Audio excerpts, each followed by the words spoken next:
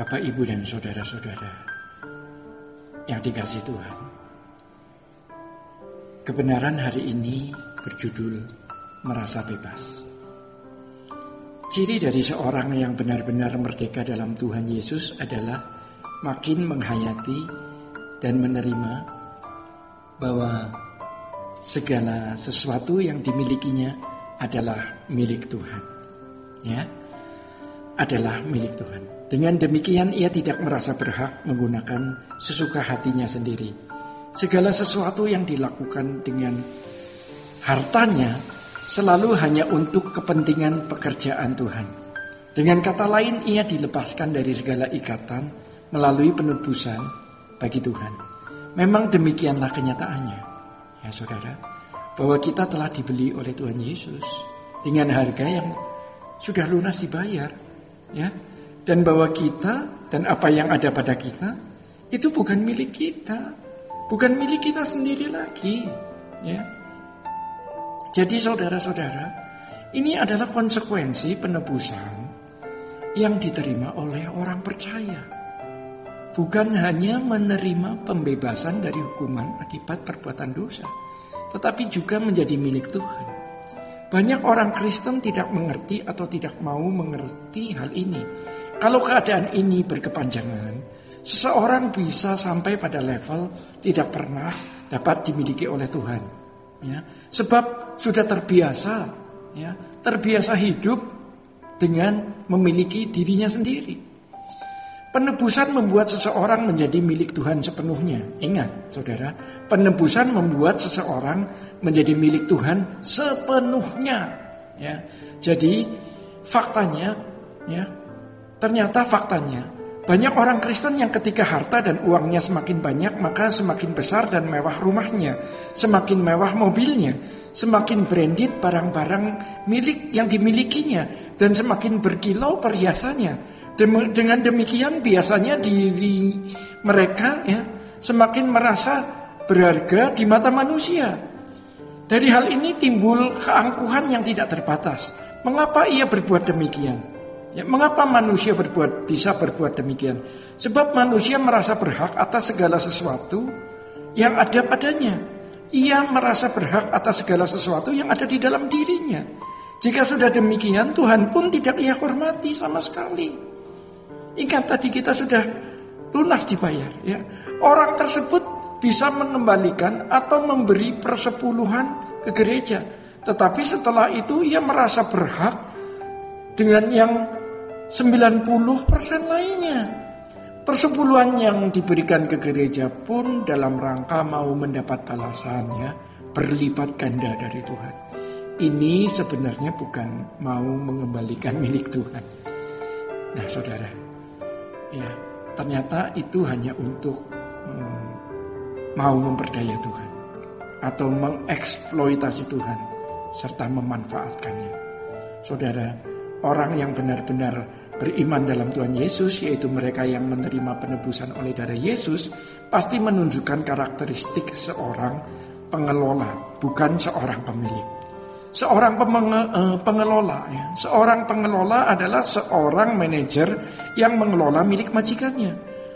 Saudara, seorang yang mengelola milik Tuhan akan rela melepaskan apa yang ada padanya demi kepentingan Tuhan atau kemuliaan namanya. Karena memang semua bukan miliknya. Jadi saudara, semua yang dilakukan harus dalam komando majikan agungnya.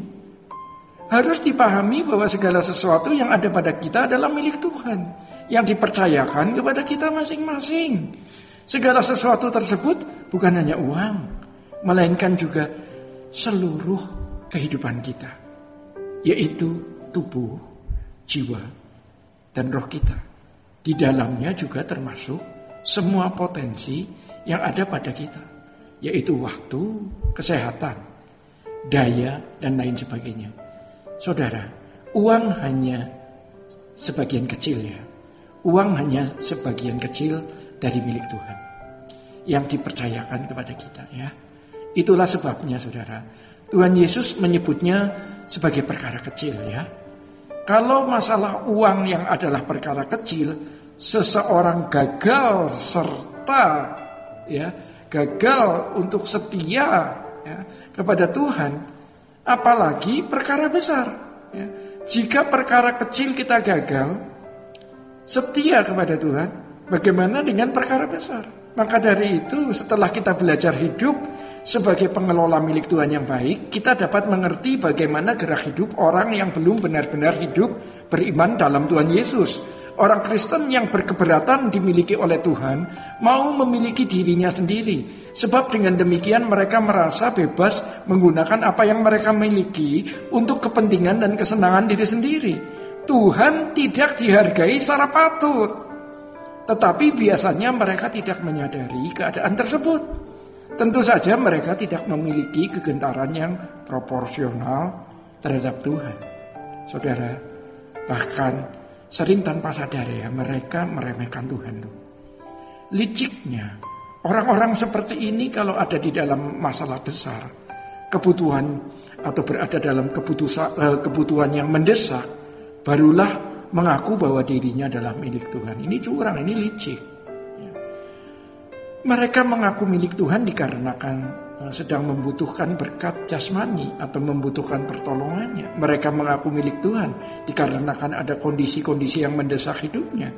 Jadi saudara, orang percaya yang mengakui dan menerima bahwa dirinya adalah milik Tuhan memiliki kesediaan atau semua harta miliknya dipakai oleh Tuhan guna ya, kepentingan pekerjaan Tuhan. Jadi orang-orang seperti ini memiliki kesediaan atas semua harta miliknya untuk dipakai oleh Tuhan guna kepentingan pekerjaan Tuhan. Ia bersedia tanpa batas melepaskan segala sesuatu yang ada padanya bagi Tuhan.